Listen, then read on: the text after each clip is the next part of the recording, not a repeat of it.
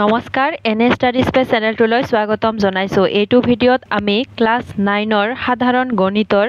Half yearly এক্সামৰ কাৰণে কিছুমান important topic আলোচনা কৰিম। মানে যিবিলাক বস্তু তোমালোকৰ বাৰে বাৰে এক্সামত আহে আৰু এইবাৰো অহাৰ চান্স আছে।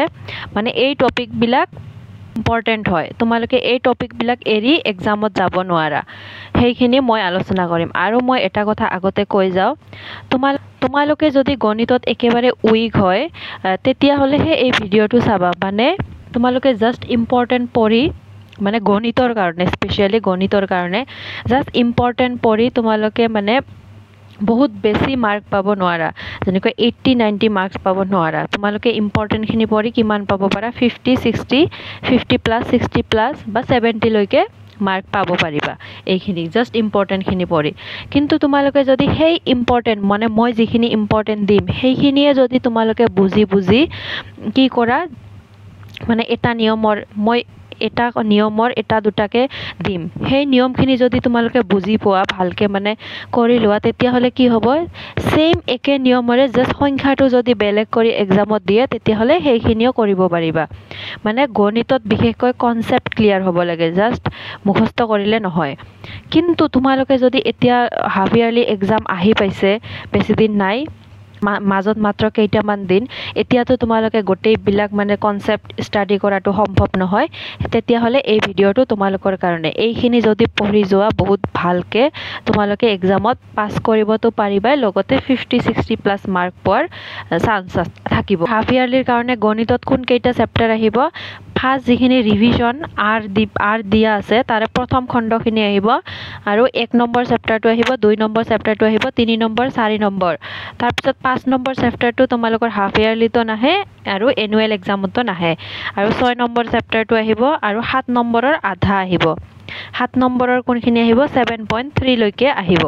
জনাৰ আগতে তোমালোকে জানিব লাগিব স্বাভাৱিক সংখ্যা কি হয়। 1, 2, 3, 4, 100লৈকে স্বাভাৱিক সংখ্যা হয়। 1ৰ আগত যেতিয়া 0ৰ পৰা ষ্টাৰ্ট হয়, 0, 1, 2, 3, 4, তেতিয়া এইটোক পূৰ্ণ সংখ্যা বুলি কোৱা হয়। এইবিলাক তোমালোকে জনাটো দৰকাৰ। আৰু পৰিমেয় সংখ্যা কি হয়, যিবিলাক সংখ্যা, ধৰি লোৱা তোমালোকে এই 1টোক আমি কেনেকৈ লিখিব পাৰোঁ, 1/1, মানে 1 PQ আকাৰত, এনেকৈ ভগ্নাংশ আকাৰত যদি আমি লিখিব পাৰোঁ PQ আকাৰত, সেইটো সংখ্যা কি বুলি কোৱা হয়, পৰিমেয় সংখ্যা বুলি কোৱা হয়। ইয়াতে তোমালোকে এই বস্তুখিনি তোমালোকে মুখস্থ কৰিব লাগিব। এই সূত্ৰবিলাক যে আছে, যদি 2 থাকে, ধৰি লোৱা ইয়াতে 2 আছে, পূৰণ 2, ইয়াতে এটা মান দিছে, ইয়াতে 3 দিছে, এইটো কি হ'ব, এইটো যদি তোমালোকে সৰল কৰিব দিয়ে কি হ'ব, দুটা 2ৰ জেগাত এটা 2 লিখিবা, আৰু ওপৰৰ 1 + 3, এইটো কিমান হ'ব, 4, 2। তোমালোকে এই সূত্ৰবিলাক মুখস্থ কৰিব লাগিব, কাৰণ এইবিলাক নিয়ম, মানে এই সূত্ৰবিলাক ব্যৱহাৰ কৰি তোমালোকক যিকোনো অংক কৰিব দিব পাৰে এক্সামত, মানে MCQত দিব পাৰে, আৰু ডাইৰেক্ট সূত্ৰ এটাও MCQত দিব পাৰে। কিন্তু বিশেষকৈ তোমালোকে কেইটামান সংখ্যা দিব, এই সূত্ৰবিলাকেৰে মানে সৰল কৰি MCQত এনচাৰটো দিব। বহুত ভালকে তোমালোকে মুখস্থ কৰিবা এই সূত্ৰখিনি। এইটো এটা অখণ্ড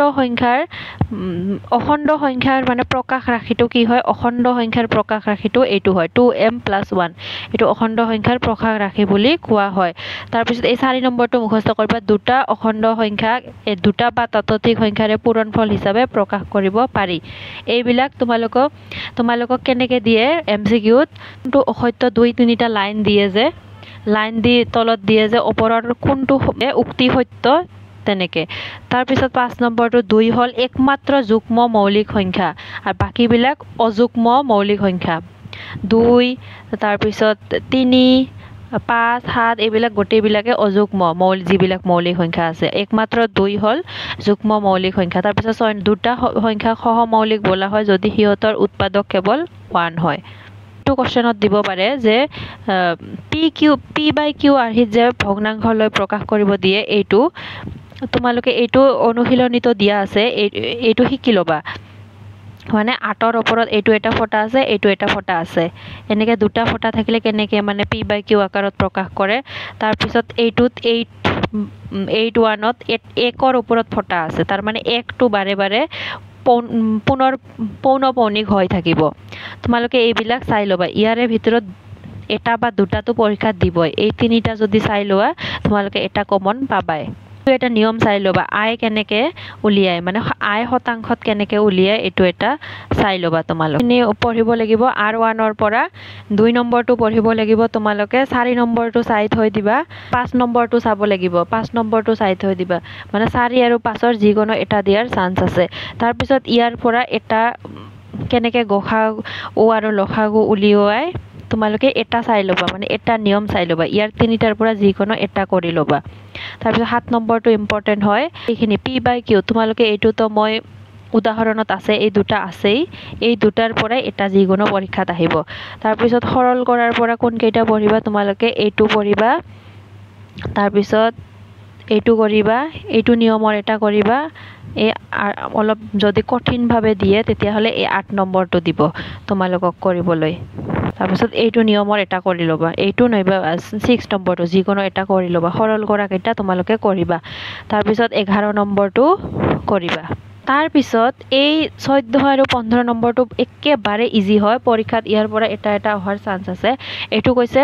শতাংশ ভগ্নাংশত প্ৰকাশ কৰিব ভগ্নাংশ মানে P/Q আকাৰত লিখিব যিহেতু ইয়াতে 53 দিয়া আছে ন এইটো এনেকৈ কৰিবা ওপৰত 53 দিবা এই পাৰ্চেণ্ট যে আছে পাৰ্চেণ্টৰ চাইনৰ জেগাত তলত 100 দি দিবা 100 দি এইটো কটাকটি কৰিবা যি এনসাৰ ওলাই এইটোৱে এনসাৰ হ'ব তাৰপিছত তলৰটো কি কৈছে শতাংশত শতকৰা ৰূপত প্ৰকাশ কৰিবা শতকৰা ৰূপত যদি কেতিয়াবা প্ৰকাশ কৰিব দিয়ে 1/2 আছে যে এইটোক এনেকৈ 100 দি পূৰণ কৰি দিবা যদি শতকৰা ৰূপত কৰিব দিয়ে 100 দি পূৰণ কৰিব লাগে আৰু ভগ্নাংশত কৰিব দিলে 100 তলত ভাগ কৰি দিব লাগে তাৰপিছত এইখিনি কটাকটি কৰি যি এনসাৰ হ'ব সেইখিনিয়ে হ'ব 14 আৰু 15 তোমালোকে নিয়মখিনি বুজি লৈ মানে কৰিবা পৰীক্ষা দিয়াৰ পৰা এটা দিব তাৰপিছত 16 নম্বৰটো কৰিবা তোমালোকে 16 নম্বৰটো কৰিবা 18 নম্বৰটো কৰিবা আৰু 20 নম্বৰটো কৰি ল'বা তাৰপিছত এতিয়া আমি প্ৰথম অধ্যায় সংখ্যা প্ৰণালী এই চেপ্টাৰটো আলোচনা কৰিম যিহেতু অলপ এইটো সংখ্যাৰ লগত ৰিলেটেড ফাৰ্ষ্ট তোমালোকক সংখ্যাৰ জ্ঞান দিছে সেইকাৰণে ইয়াৰ পৰা অলপ বেছি কৰিব লাগিব কিন্তু এইটো একেবাৰে ইজি হয় চেপ্টাৰটো যদি ভালকৈ মনোযোগ দিয়া তোমালোকে ইজি পাবা বহুত ধুনীয়া কিছুমান ইউটিউবত চেনেল আছে যিবিলাকে বহুত ভালকৈ তোমালোকক মেথছ কৰায় সেই চেনেলবিলাকৰ পৰা তোমালোকে বাৰে বুজি লৈ যদি কৰা এবাৰ বুজি পালে আৰু প্ৰব্লেম নহয় এই তথ্যকেইটা যে আছে সঁচা নে মিছা উদাহৰণত দিছে যে এইকেইটা পঢ়ি ল'বা মই ভালেকেইটা হাফ ইয়াৰলি কোৱেশ্চন চালোঁ আজিকালি মানে উক্তিবিলাক সঁচা নে মিছা এইটো সোধে তলত মানে কিবা কিবি দিয়ে মানে 2-3টা লাইন দিয়ে আৰু তলত সোধে যে ওপৰৰ কোনটো উক্তি সঁচা সেইকাৰণে এই এনেকুৱা যিবিলাক কোৱেশ্চন আছে তোমালোকে পঢ়িব লাগিব এই তিনিটা তোমালোকে চাই ল'বা সঁচা নে মিছা তাৰপিছত এইটো নিয়মৰ এটা যদি মানে কৰি যোৱা পৰীক্ষাত যিকোনো সংখ্যা দিলে তোমালোকে কৰিব পাৰিবা ইয়াত কি কৈছে 1 আৰু 2ৰ মাজত থকা 5টা পৰিমেয় সংখ্যা উলিয়াব দিছে তোমালোকে যদি 1 আৰু 2ৰ মাজতটো শিকি যোৱা তেতিয়াহ'লে পৰীক্ষাত যদি 3 আৰু 5 দিয়ে 7 আৰু 8 দিয়ে তেতিয়াহ'লে সেই কেইটাৰ মাজত পৰিমেয় সংখ্যা 5টাই হওক বা 10টাই হওক উলিয়াব পাৰিবা এইটো নিয়মৰ এটা শিকি যাবা তোমালোকে পৰীক্ষাত আহিবই যে উদাহৰণটো দিছোঁ ইয়াতে আছে 3 আৰু 4ৰ মাজত 6টা পৰিমেয় সংখ্যা উলিওৱা একে নিয়মত হয় তোমালোকে দুটাৰ এটা শিকি গ'লেই হ'ল পৰীক্ষাত যি আহে লিখি দিবা তাৰপিছত এইটো ভগ্নাংশৰ মাজত 5টা পৰিমেয় সংখ্যা কেনেকৈ উলিয়াই যিহেতু তলত সেম আছে একো প্ৰব্লেম নাই জাস্ট তোমালোকে ইয়াতে সংখ্যা এটা ধৰি লোৱা 3 আছে 3ৰ লগত 3 পূৰণ কৰি দিবা 5 আছে 5ৰ লগত 3 ঠিক তেনেদৰে সেইটোতো দিবা যিমান ওলাই মাজত যদি 5টা হৈ যায় 5টা লিখিলে হৈ গ'ল একেবাৰে সহজ হয় 4 নম্বৰটো কৰিবা যিহেতু আজিকালি এনেকুৱা ধৰণৰ কোৱেশ্চন আহে সঁচা নে মিছা তোমালোকে পঢ়ি ল'বা তোমালোকে যদি টাইম আছে এটা এনেকুৱা টাইপৰ শিকি যাবা সংখ্যা ৰেখাত √2ৰ অৱস্থান নিৰ্ণয় কৰা পৰীক্ষাত √3ৰ অৱস্থান নাইবা √5ৰ অৱস্থান যিকোনো এটা দিয়াৰ চান্স আছে যদি পাৰা এইটো অলপ টাফ হয় বুজি পোৱাত যদি তোমালোকে বুজি পাইছা যিকোনো এটা কৰি ইয়াত 3 আছে তাৰপিছত কোৱেশ্চনত 5 আছে যিকোনো এটা বুজিলে তোমালোকে কৰিব পাৰিবা তাৰপিছত এইটো তলৰ উক্তিবিলাক সঁচা নে মিছা এইটো তোমালোকে কৰিব লাগিব আৰু ইয়াৰ পৰা বাকিখিনি তোমালোকে কৰিব নালাগে দশমিক বিস্তৃতি কেনেকৈ কৰে এবাৰ তোমালোকে পাৰিলে কৰিবাচোন তো তোমালোকে কৰি ল'বা উদাহৰণ 10 1/7 আৰু 2/7ৰ মাজত 5টা মাজত থকা এটা অপৰিমেয় সংখ্যা উলিওৱা এইটো কৰি ল'বা 1.3 পৰা কি কৰিবা দশমিক বিস্তৃতি কেনেকৈ হ'লে ইয়াৰ পৰা এটা যিকোনো এটা তোমালোকে উলিয়াই ল'বা ফাৰ্ষ্টৰটোৱে কৰি ল'বা তাৰপিছত তোমালোকে 3 নম্বৰটো কৰি ল'বা 3 নম্বৰটো তলত দিয়া সংখ্যাবোৰক p/q আৰ্হিত প্ৰকাশ কৰিব কৈছে ইয়াৰ পৰা এটা সহজ নিয়মৰ কৰি ল'বা তাৰপিছত এটা 3টা থকা কৰি ল'বা আৰু মানে জাস্ট নিয়ম একেটাই হয় ইয়াত যেনেকে 3-5 ওপৰত টান আছে তাৰ মানে 3-5 টো বাৰে বাৰে ৰিপিট হ'ব ইয়াত যেনেকে 3টাৰ ওপৰত 0-0-1 ওপৰত টান আছে তাৰ মানে 0-0-1 টো ৰিপিট হৈ থাকিব একে নিয়মৰ হয় এটা দুটা কৰিলে তোমালোকে পৰীক্ষাত যি সংখ্যা দিলেও কৰিব পাৰিবা তাৰপিছত 8 নম্বৰটো কৰিবা আৰু 9 নম্বৰটো তোমালোকে জানি ল'বা এমসিকিউ দিয়ে যে তলৰ কোনটো পৰিমেয় সংখ্যা কোনটো অপৰিমেয় সংখ্যা এইটোৰ ওপৰত এমসিকিউ মই দেখা পাইছো তোমালোকে এইটো চাই ল'বা কোনটো পৰিমেয় কোনটো অপৰিমেয় মনত ৰাখিলে হ'ল মুখস্থ কৰিলে হ'ল যদি বুজি নোপোৱা টেনচন নাই তোমালোকে মুখস্থ কৰি ল'বা এমসিকিউ যাতে সেই এনসাৰটো দেখিলে টিক মাৰ্ক দিব পাৰা ৰাইট চিন দিব পাৰা 1.4 টো মই তোমালোকক কোৱা নাই যে কৰিবই লাগিব কাৰণ এইটো অলপ টান হয় বস্তুটো যেহেতু সংখ্যা ৰেখাত প্ৰদৰ্শন কৰিব কৈছে তোমালোকে যদি এইটো স্কুলত ভালকে বুজাইছে নাইবা টিউচন আছে যদি বুজাইছে ইয়াৰ পৰা এটা তোমালোকে চাই ল'বা বিশেষকৈ 2 নম্বৰটো তোমালোকে চাই ল'বা আৰু যদি এতিয়ালৈকে তোমালোকে বুজি পোৱা নাই তেতিয়াহলে এইটো স্কিপ কৰি দিবা 1.4 টো তোমালোকক এনেকুৱা ধৰণৰ মানে কি কৰিব লাগিব যোগ পূৰণ হৰণ কৰিব লাগিব এইটো আৰু এইটোৰ মাজত যোগ কৰিব কৈছে কেনেদৰে যোগ কৰিছে চাই ল'বা এবাৰ তাৰপৰ এইটো আৰু এইটোৰ মাজত পূৰণ কৰিব কৈছে এইটো কেনেকৈ পূৰণ কৰিছে এইবিলাক অলপ চাই ল'বা এই উক্তি কেইটা সত্য উক্তি হয় তোমালোকে এবাৰ চাই ল'বা এইটো এমসিকিউ হিচাপত দিব পাৰে এই সৰল কৰা বিলাক যে আছে ঠিক এনেকুৱা ধৰণৰ কোৱেশ্চন তোমালোকৰ অনুশীলনীত আছে কৰিব লাগিব এইটো 1 নম্বৰটো চাই ল'বা কোনটো পৰিমেয় হয় কোনটো অপৰিমেয় হয় এইটো চাই ল'বা তাৰ পিছত মই যে ক'লো সৰল কৰিব লাগিব তোমালোকে এইটো এনেকুৱা ধৰণৰ নিয়মৰ এটা শিকি ল'বা তাৰ পিছত সকলোবিলাক সেম নিয়মেৰে হয় বহুত ইজি হয় এইবিলাক এইটো কৰি ল'বা তাৰ পিছত এইটো নিয়মৰ এটা কৰি ল'বা আৰু এইটো নিয়মৰ এটা কৰি ল'বা এইটো নিয়মৰ এটা কৰি ল'বা পৰীক্ষাত যিকোনো এটা আহি যাব পিছত 5 নম্বৰটো তোমালোকে কৰিব লাগিব 5 নম্বৰ যিমানখিনি পাৰা বিশেষকৈ অলপ কোৱেশ্চন যদি টান দিয়ে 9 নম্বৰটো দিব 1 নম্বৰটো শিকি ল'বা সহজ নিয়মটো কেনেকৈ কৰে তাৰ পিছত এইটো নিয়মৰ এটা শিকি ল'বা এইটো নিয়মৰ এটা শিকি ল'বা আৰু এইটো নিয়মৰ এটা শিকি ল'বা কেনেকৈ হৰবিলাক পৰিমেয় কৰা হয় শিকি ল'বা 6 নম্বৰৰ 2 আৰু 3 টো কৰি ল'বা তোমালোকে ইয়াতে চোৱা তোমালোকক এইবিলাক কৰিব দিছে এইটো কেনেকৈ কৰিবা ইয়াতে যে সূত্ৰ পঢ়িলা তোমালোকে m + n হ'ব মই যে আগতে শিকাই দিছিলো ঠিক এনেকুৱা নিয়মেৰে এইবিলাক কৰিব লাগে এই সূত্ৰবিলাক শিকি ল'বা পৰীক্ষাত যিকোনো কৰিব দিব কিন্তু ইয়াতে 4টা আছে শিকি ল'বা ইয়াতেও আছে সেম নিয়মৰ পৰীক্ষাত যিকোনো মানে এমসিকিউ দিব এইবিলাকৰ পৰা এমসিকিউ দিব তাৰ পিছত 1.6 ৰ মান উলিওৱা 2 এটা শিকি ল'বা ইয়াতে 2 বা 3 টো কৰি ল'বা পৰীক্ষাত যিকোনো দিব পাৰে কিন্তু মই কোৱা নাই এইটোৱে দিব পৰীক্ষাত যিকোনো দিব পাৰে জাস্ট তোমালোকে নিয়মটো জানি ল'বা এইটো নিয়ম যদি জানা তেতিয়াহলে যিমান ডাঙৰ দিলেও তোমালোকে কৰিব পাৰিবা তাৰ পিছত ইয়াৰ পৰা এইটো শিকি ল'বা এইটো ওপৰতো আছে সেম তাৰ পিছত এইটো শিকি ল'বা পাৰিলে তাৰ পিছত সৰল কৰা বিলাকো এই সেম নিয়মৰ আন্ডাৰতে কৰিব লাগিব সূত্ৰ ইউজ কৰি এইটো কৰি ল'বা এইটো কৰি ল'বা এইটো কৰিবা নিয়মখিনি মনোযোগ দি কৰিবা মানে বুজি পোৱাৰ চেষ্টা কৰিবা যাতে যিকোনো সংখ্যা দিলেও তোমালোকে সেই নিয়মতে কোৱেশ্চনখিনি সলভ কৰিব পাৰা পৰীক্ষাত এতিয়া আমি বহুপদ আলোচনা কৰিম বহুপদৰ মাত্ৰা তাৰ পিছত কোনটো এটা চলকযুক্ত দুটা চলকযুক্ত এইখিনি তোমালোকে জানিব লাগিব কাৰণ এমসিকিউ দিয়ে প্ৰতিটো বহুপদৰ মাত্ৰা নিৰ্ণয় কৰা ইয়াত হাইয়েষ্ট সংখ্যাটো কি আছে 5 সেই কাৰণে এইটোৰ মাত্ৰা কি হ'ব 5 হ'ব এইটো 2 ৰ ওপৰত মানে ইয়াত কোনো x নাই x ৰ ওপৰত একো সংখ্যা নাই সেই জাস্ট সংখ্যাটো আছে 2 সেই কাৰণে ইয়াৰ মাত্ৰাটো কি হ'ব 0 তোমালোকে এইকেইটা চাই ল'বা বহুপদৰ মাত্ৰা যদি 3 হয় তেতিয়াহলে তাক ত্ৰিঘাত বহুপদ বোলে তাৰ মানে কি তোমালোকে গম পালাই যদি সেইটোৰ মাত্ৰা 3 হয় তেতিয়াহলে তাক ত্ৰিঘাত বহুপদ বোলে এমসিকিউত ভালে কেইটা দিয়া দেখা পাইছো ওপৰৰ কোনটো এটা চলকযুক্ত বহুপদ এনেকে দিয়ে কেইটা নহয় ইয়াত কোনটো এটা চলকযুক্ত আৰু কোনটো নহয় সেই কেইটা তোমালোকে উলিয়াব লাগিব এটা চলক দুটা চলক তাৰ পিছত এইটোৰ x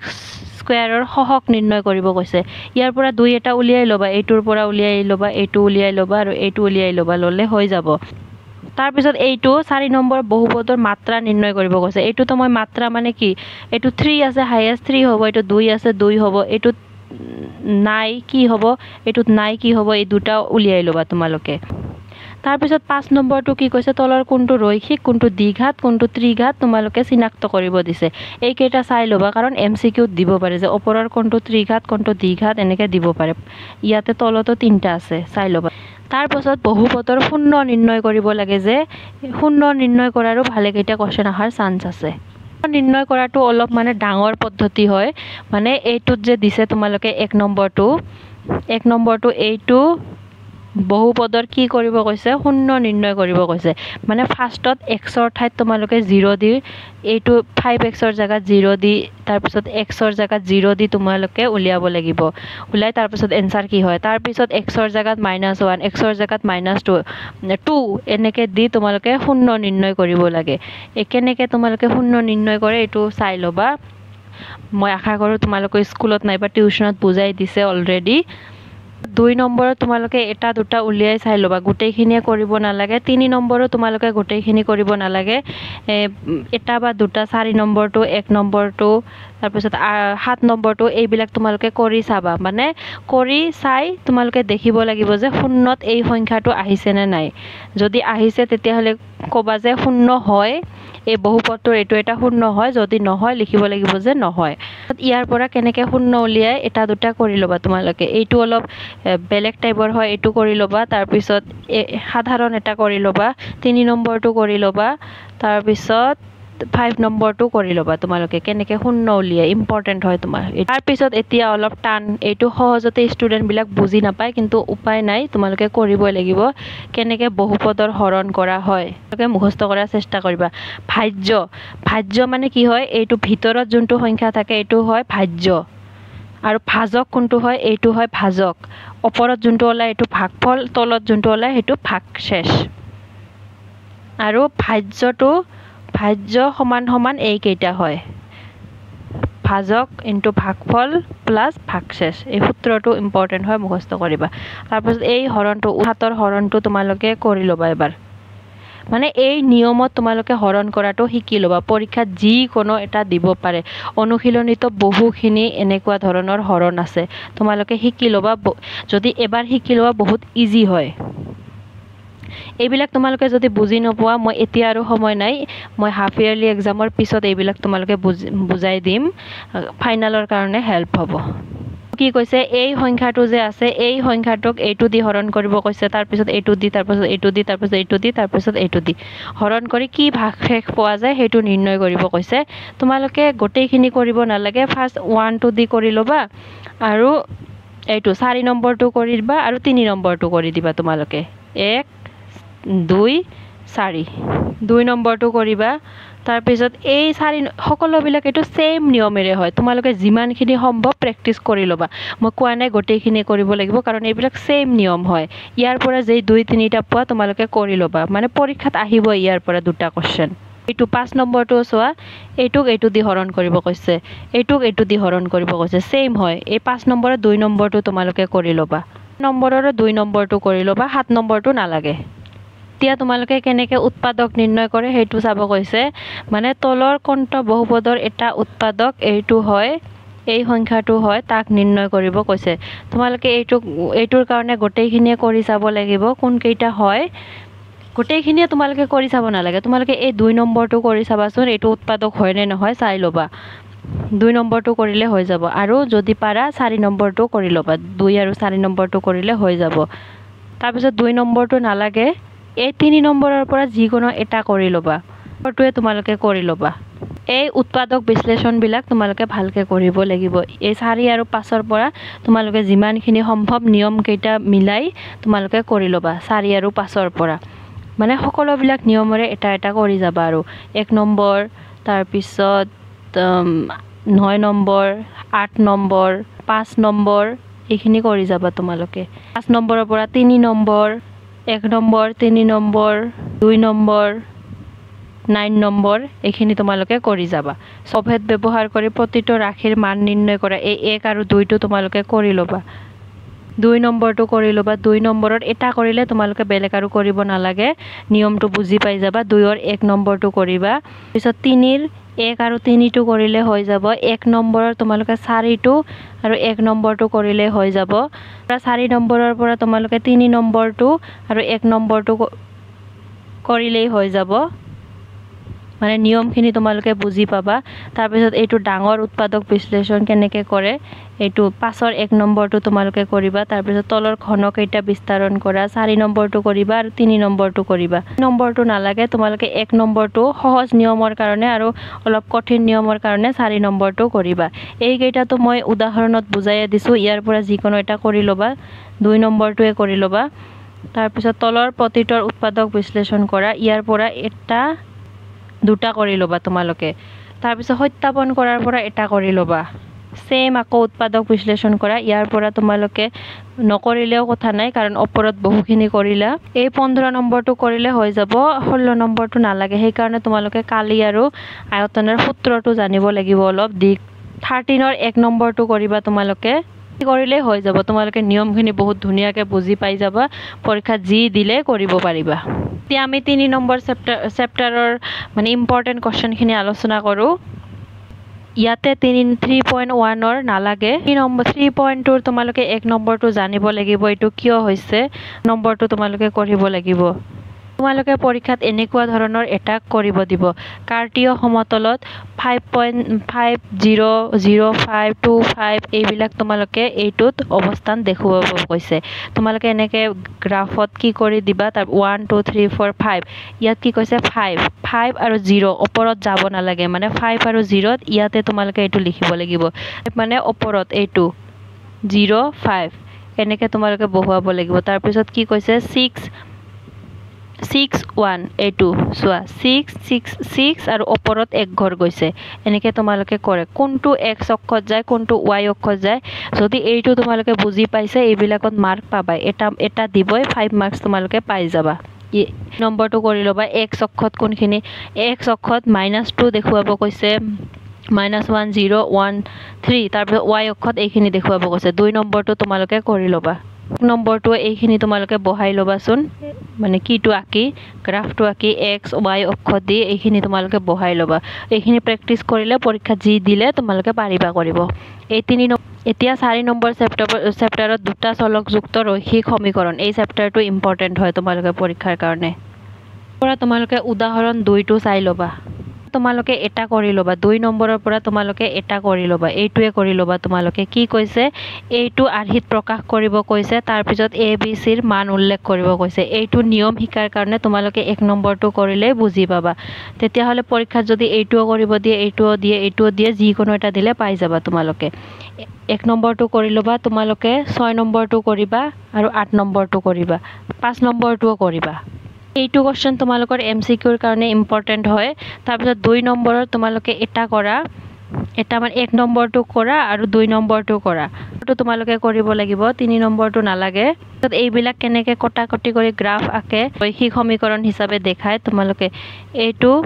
এইটোক ৰৈখিক সমীকৰণ বুলি কোৱা হয় এইটো কেনেকে কৰে তোমালোকে শিকি লবা পৰীক্ষাত এটা নিয়মৰ দিবই 1 নম্বৰৰ পৰা এই 4টা যে আছে এই 4টাৰ ভিতৰত যিকোনো এটা দিবই তোমালোকে নিয়মটো শিকি লবা 1 নম্বৰটো কৰিবা আৰু 4 নম্বৰটো কৰিবা এই দুটাৰ এটা দিবই তাৰ পিছত 2 নম্বৰটো তোমালোকে কৰিব লাগিব 3 নম্বৰটো তোমালোকে এমসিকিউ হিচাপত দিব পাৰে জাস্ট এইখিনি তোমালোকে কি কৰিবা বেলেগ একো কৰিব নালাগে মানে ফাইনাল যোনটো মান ওলাই বা হয় নে নহয় মূল বিন্দুৰ মাজেৰে যাব নে নাযায় জাস্ট যাব নে নাযায় তাৰ পিছত কি হয় এইখিনি মুখস্থ কৰি লবা অংকটো কৰিব নালাগে তোমালোকে গোটেইখিনি হয় নে নহয় তাৰ পিছত এইটো পিৰ মান কিমান হ'ব কোৱেশ্চনটো মুখস্থ কৰিবা যাতে পৰীক্ষাত কনফিউজ নোহোৱা যে এইটোৰ এনসাৰ হয় নে নহয় এইটো কৰি মাজৰখিনি তোমালোকে মুখস্থ কৰিব নালাগে এই দুইখিনি তোমালোকে মুখস্থ কৰিবা যে এইটো যদি কৰা হয় এৰ মান কি হ'ব এৰ মানটো মুখস্থ কৰিবা পিৰ মানটো কি হয় মুখস্থ কৰিবা পৰীক্ষাত এইটো এটা ট্ৰিক হয় যদি ম্যাথছ বুজি নপোৱা কিন্তু ভাল নম্বৰ পাব লাগে এইটো ট্ৰিক হয় 8 নম্বৰৰ 2 আৰু 3 নম্বৰটো আৰু 4 নম্বৰটো কৰি লবা ফাৰেনহাইটত কিমান হয় বা সেলসিয়াছত কিমান হয় এটো সহজ হয় কৰি লবা 1 নম্বৰটো কৰিবা আমি ষষ্ঠ অধ্যায়টো চাও এইটো চেপ্টাৰৰ পৰা অলপ ভালেখিনি কোৱেশ্চন আহিব মানে মাৰ্কটো অলপ ভালে আহিব ৰেখা আৰু কোণ যদি অকা হয় এইটোক ৰেখা গতি কৰিলে কেতিয়াও কটাকটি নকৰে আৰু দুটা সমান্তৰাল ৰেখা কেতিয়াও কটাকটি নকৰে আৰু এইটোক কোণ বুলি কোৱা হয় সমকোণ মানে 90 ডিগ্ৰী স্থূলকোণ মানে 90 ডিগ্ৰীতকৈ ডাঙৰ আৰু সূক্ষ্মকোণ মানে 90 ডিগ্ৰীতকৈ সৰু মনত তাৰ পিছত এইটো এটা সৰল কোণ এই সৰল কোণ এইটো যদি বিন্দু হয় এই সৰল কোণৰ বিন্দু হয় এইখিনিৰ মান কিমান হয় 180 ডিগ্ৰী আৰু এইটো যদি কোণ হয় এনেকৈ যদি কোণ হয় এইটোতো কোণ যিমান হয় এইখিনি যে কোণ আছে এইখিনিৰ মানো কি হয় 180 ডিগ্ৰী মনত ৰাখিবা এই গোটেইখিনিৰ মান 180 ডিগ্ৰী হয় এইবিলাক মনত ৰাখিব লাগিব কাৰণ পৰীক্ষাত কোৱেশ্চন দিব এটা ৰেখা আমি গম পাওঁ যে এইখিনিৰ মান কিমান হয় 180 ডিগ্ৰী তো এইখিনি যদি দিয়া থাকে আমি গম পাম বাকিখিনি 180ৰ পৰা এইখিনি বিয়োগ কৰি দিলে আমি এইখিনিৰ মান উলিয়াব পাৰিম এইটো কি কোণ বুলি কোৱা হয় ৰৈখিক জুৰীয়া কোণ বুলি কোৱা হয় 6.1 টো মনত ৰাখিব মানে কৰিব লাগিব যদি দুডাল ৰেখাই পৰস্পৰ কটাকটি কৰে তেন্তে বিপৰীত শীৰ্ষক কোণবিলাক সমান হয় এইটো তোমালোকে প্ৰমাণ কৰিবা এইটো আহিব উদাহৰণ 3 টো আহিব পাৰে 1 টো মানে চেষ্টা কৰিবাচোন একলে এটা আন্তক কটাকটি কৰিছে যদি POR কোণ POR এইটো যদি কি হয় এইটো আৰু এইটোৰ কিমান হয় 5:7 তেনেহলে সকলোবিলাক উলিয়াব কৈছে এইটো আহিব পাৰে এইটো উলিয়াই লবা যদি বুজি নপোৱা কি হত চাবা তোমালোকৰ টিউচন স্যাৰ আছে টিউচন স্যাৰক বাৰে বাৰে বুজাই দিব কবা 6.1 ৰ পৰা তোমালোকে কোনখিনি কৰিব লাগিব 1 নম্বৰটো কৰিবা তোমালোকে 4 নম্বৰটো কৰিবা 2 নম্বৰটো কৰিবা আৰু ইয়াৰ পৰা 5 নম্বৰটো কৰিবা এইকেইটা কৰিলে হৈ যাব এইখিনি বহুত ইজি হয় জাস্ট তোমালোকে প্ৰমাণ কৰিব লাগে তোমালোকে আগত যে মই শিকালো এইখিনিৰ মান 180 ডিগ্ৰী হয় এইবিলাক নিয়ম প্ৰয়োগ কৰিয়ে তোমালোকে এইখিনি কৰিব লাগিব ইয়াতে কি কৈছে বি কোণ BOD এইখিনিৰ মান 40 ডিগ্ৰী বুলি কৈছে তেন্তে BOE আৰু প্ৰত্যাৱৰ্তী COE এইখিনি উলিয়াব কৈছে মানে এইখিনি 40 ডিগ্ৰী বুলি কৈছে আমাক এইটো আৰু এইটো উলিয়াব কৈছে আমি কি গম পাওঁ গোটেইখিনিৰে মান কি হয় 180 ডিগ্ৰী তো এই দুটা যদি সমান হয় মানে এইটো কোণ আৰু এইটো কোণ যদি সমান হয় এইটো 40 মানে এইটোও 40 হ'ব তাৰ মানে এই 40 যোগ কৰিলে কিমান হ'ব 80 আৰু এইখিনি গোটেইখিনি যদি 180 হয় এইখিনিৰ মান কি হ'ব 100 ডিগ্ৰী একেবাৰে সহজ হয় এতিয়া তোমালোকে গম পাব লাগিব অনুৰূপ কোণ কোনবিলাক হয় একান্তৰ কোণ কোনবিলাক হয় একান্তৰ বহিকোণ কোনবিলাক হয় মনত ৰাখিব লাগিব এটা ৰেখাৰ এইটো আছে ৰেখাৰ এইটো কোণ আৰু এইটো কোণক একান্তৰ কোণ বুলি কোৱা হয় আৰু এইটো কোণ আৰু এইটো কোণক কি বুলি কোৱা হয় অনুৰূপ কোণ মানে একে সাইডত থকাটো অনুৰূপ বিপৰীত সাইডত থকাটো একান্তৰ কোণ এইটো কোণ আৰু এইটো কোণ এইটো ৰেখাৰ এইটোত আছে এইটোক কোৱা হয় একান্তৰ বহিকোণ এইবিলাক তোমালোকে মনত ৰাখিব লাগিব কাৰণ এইবিলাক কি হয় সমান হয় অনুৰূপ কোণ তাৰ পিছত একান্তৰ কোণ এইবিলাক কোণ সমান হয় এইটো প্ৰমাণ কৰা শিকিবা পৰীক্ষাত দিব পাৰে এইটো কোনখিনি চাবা তোমালোকে 1 নম্বৰটো চাবা 2 নম্বৰটো চাবা তাৰ পিছত তোমালোকে নম্বৰটো চাবা আৰু তোমালোকে 3 নম্বৰটো চাবা এই কেইটা চালে হৈ যাব 6.2 ৰ পৰা 1 নম্বৰটো তোমালোকে কৰিবা 3 নম্বৰটো তোমালোকে এনসাৰখিনি মুখস্থ কৰি লবা কাৰণ এইটো এমসিকিউত দিয়াৰ চান্স আছে এই কোশ্চেন কেইটা এমসিকিউত দিয়াৰ চান্স আছে মানে মানখিনি দিব পাৰে উলিয়াব তোমালোকক তাৰ পিছত 4 নম্বৰটো তোমালোকে কৰিব লাগিব 6 নম্বৰটো লাগিব আৰু নালাগে 4 নম্বৰ আৰু 6 নম্বৰ আৰু আগৰখিনি কৰিলে হৈ যাব 5 নম্বৰটো নালাগে সাৰাংশৰ পৰা তোমালোকে এইখিনি মুখস্থ কৰিবা আৰু এইখিনি মুখস্থ কৰিবা এমসিকিউ হিচাপত দিব পাৰে তাৰ পিছত এইখিনি মানে এইবিলাক তোমালোকে মুখস্থ কৰিবা তাৰ পিছত ত্ৰিভুজৰ তিনটা 7.1 7.2 and 7.3 আহিব তাৰ ক্ষেত্ৰত সৰ্বসম উলিয়াব লাগে মানে সৰ্বসম এইটো মেইন কোশ্চেন হ'ব সৰ্বসম ধৰি লোৱা এই দুটা ত্ৰিভুজ দিছে এই দুটা ত্ৰিভুজ সৰ্বসম কৰিব হলে আমাক তিনিটা বস্তু সমান বুলি প্ৰমাণ কৰিব লাগিব তিনিটা বস্তু কি সমান বুলি প্ৰমাণ কৰিব লাগিব ধৰি লোৱা এইটো ত্ৰিভুজৰ এইটো কোণ এইটো ত্ৰিভুজৰ এইটো কোণ সমান এইটো ত্ৰিভুজৰ এইটো বাহু এইটো ত্ৰিভুজৰ এইটো বাহু সমান তাৰ পিছত এইটো ত্ৰিভুজৰ এইটো বাহু এইটো ত্ৰিভুজৰ এইটো বাহু সমান আমাক এনেকৈ তিনিটা বস্তু সমান বুলি প্ৰমাণ কৰিলে ত্ৰিভুজটো সৰ্বসম বুলি আমি গম পাম দুটা ত্ৰিভুজৰ যদি এটা বাহু এটা কোণ আৰু এটা বাহু সমান হয় তেতিয়াহ'লে এইটো ক বা ক বিধি বুলি কোৱা হয় আৰু যদি তিনিটা কোণে সমান হয় তেতিয়াহ'লে ক ক ক বুলি কোৱা হয় তাৰপিছত যদি দুটা কোণ এটা বাহু সমান হয় তেতিয়াহ'লে ক বা ক বুলি কোৱা হয় মনত ৰাখ উদাহৰণ 3টো তোমালোকে পঢ়ি ল'বা 7.1 পৰা তোমালোকে 2 নম্বৰটো ভালকে কৰিব লাগিব তাৰপিছত 3 নম্বৰটো কৰিব লাগিব 4 নম্বৰটো তোমালোকে কৰিব লাগিব তাৰপিছত 7 নম্বৰটো কৰিব লাগিব 6 নম্বৰ 7 নম্বৰটো কৰিবা তাৰপিছত এই প্ৰমাণটো তোমালোকে কৰিবা যদি পাৰা মানে এই প্ৰমাণটো কৰিবা তোমালোকে উপপাদ্য 7.3 যে আছে যদি পাৰা এইটো প্ৰমাণ কৰাৰ চেষ্টা কৰিবা এইটো মানে অলপ ইম্পৰ্টেন্ট হয় আহাৰ চান্স আছে 1 নম্বৰটো কৰিব লাগিব তাৰপিছত 3 নম্বৰটো তোমালোকে কৰিব লাগিব 4 নম্বৰৰ 1 নম্বৰটো পাৰিলে প্ৰমাণ কৰাৰ চেষ্টা কৰিবা একেবাৰে সহজ হয় তিনিটা বস্তু তোমালোকে মানে সমান বুলি কি কৰি দিব লাগিব আৰু 7 আৰু 8টো কৰিলে হৈ যাব ছ অ বা সৰ্বসমতাৰ বিধিটো কি হয় যদি দুটা সমকোণী ত্ৰিভুজৰ ক্ষেত্ৰত এডাল কৰ্ণ আৰু আন এটা বাহু আন্তৰ কৰ্ণ এটা বাহুৰ সৈতে সমান হয় তেন্তে ত্ৰিভুজ দুটা সৰ্বসম হয় 7.3 পৰা তোমালোকে 2 নম্বৰটো কৰিব লাগিব তাৰপিছত 4 নম্বৰটো কৰিব লাগিব তাৰপিছত 5 নম্বৰটো তোমালোকে কৰিব লাগিব 2 4 5 এই কেইটা কৰিলে হৈ যাব আৰু যদি পাৰা যদি তোমালোকৰ টাইম থাকে 1 নম্বৰটো কৰি ল'বা তোমালোকৰ গণিতৰ কাৰণে সিলেবাস এইখিনিয়ে দিয়া আছিল মই ধৰি লৈছো যে তোমালোকৰ এতিয়ালৈকে একো হোৱা নাই সেইটো ভাবিয়ে মই তোমালোকক এইখিনি ইম্পৰ্টেন্ট দিলো হলেও বহুত বেছি হৈ যাব তোমালোকে এটলিষ্ট এইখিনি কৰি যোৱা ট্ৰাই কৰিবা বেলেগ নকৰিলেও এইখিনি যদি কৰি যোৱা তোমালোকে 50+ মাৰ্ক পোৱাৰ চান্স থাকিব আৰু যদি তোমালোকে বহুত বেছি কৰি যাও আৰু এতিয়া কনফিউজনত আছা যে কি পঢ়িম কি নপঢ়ো তেতিয়াহলে এইখিনি চাব পাৰা চাই মানে বেছি কৰিলেও এইখিনি তোমালোকে বাৰে কৰি যাবা আৰু গণিত এদিনতে কৰা বস্তু নহয় গণিত তোমালোকে ডেইলি কৰিব লাগে ডেইলি ৰিভিজন কৰিব লাগে আজি কৰিলে কালি পাহৰি যোৱা হয় কালি ৰিভিজন কৰিব লাগে নহলে ভাল নহয় আশা কৰো তোমালোকৰ এক্সাম ভালে হ'ব মোৰ ফালৰ পৰা শুভেচ্ছা থাকিল তোমালোকে প্লিজ চেনেলটো মোৰ সাবস্ক্ৰাইব কৰি দিবা আৰু শেয়াৰ কৰি দিবা থ্যাংক ইউ